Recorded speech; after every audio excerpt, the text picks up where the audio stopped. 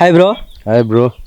ముఖ్యమంత్రి జగన్మోహన్ రెడ్డి తలకు దెబ్బ తగిలిందని చెప్పి నెల నుంచి స్టిక్కర్ తగిలించుకొని బహిరంగ సభల్లో పాల్గొంటున్నాడు. దీనిపై నీ అభిప్రాయం? స్టిక్కర్లు అంటే నాకు తెలిసి స్టిక్కర్ కాదు కానీ పెద్ద కట్టు కట్టుకోవాలైనా, ఇంకా పెద్ద కట్టు కట్టుకుంటే కన్నా ఇంకా సూపర్గా ఉంటుంది. ఇది ఎక్కడ నాకు తెలిసి ఏ ప్రపంచంలో ఉండదు.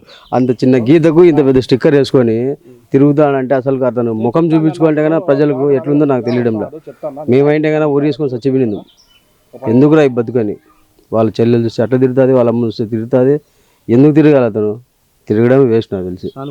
సానుభూతి కదా, 100% సానుభూతి. అంతకుముందు కోడికత్తి, ఇప్పుడేమో గుణకరాయి. ఇప్పుడు మీ నియోజకవర్గంలో ఆర్కెనగర్ కానీ ఇట్లా సమ్మెర్ అన్ని ఏరియాల్లో కానీ ఎమ్మెల్యే అంజద్ బాషా తిరిగి గతంలో నన్ను ఓట్లేసి గెలిపించండి, మేము అన్ని కడప నియోజకవర్గం అంతా డెవలప్ చేస్తాను అని చెప్పడం జరిగింది. ఈరోజు ఇవేవి చేయకపోగా 1000 కోట్లు ఖర్చు పెట్టి కడపను అభివృద్ధి చేశామంటున్నాడు. దీనిపై నీ అభిప్రాయం? 1000 కోట్లు పెట్టుకున్నారు కానీ వాళ్ళ తమ్ముడికి, వాళ్ళ అల్లుడికి, వాళ్ళ కుటుంబ సభ్యులకి, కడపకైతే కాదు.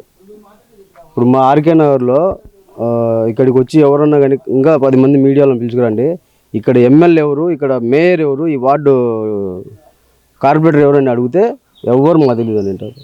అంటే దాన్ని బట్టి ఏమని, వాళ్ళు ఇక్కడ తిరిగింది లేదు, వాళ్ళు ఏం చేసింది లేదు, శూన్యం, జీరో. అది వాళ్ళు ఎట్లా వేస్తారు ఓట్లు?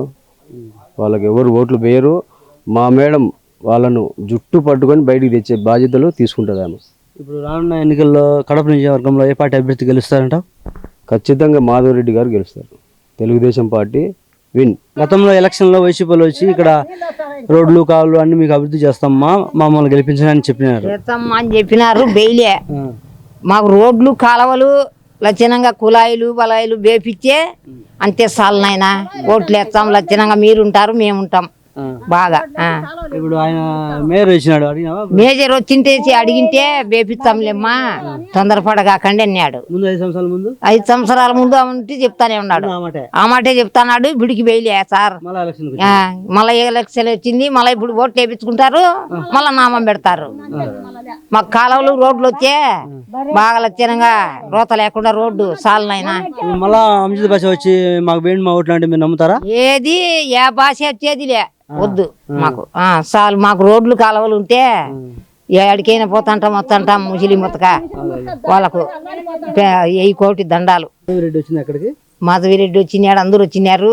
బేచ్చంలేమ్మా భయపడగాకండి అన్నారు, చెప్పిపోయినారు. వాళ్ళ మాదిరి అందరూ వస్తాండారు, చెప్తాండారు.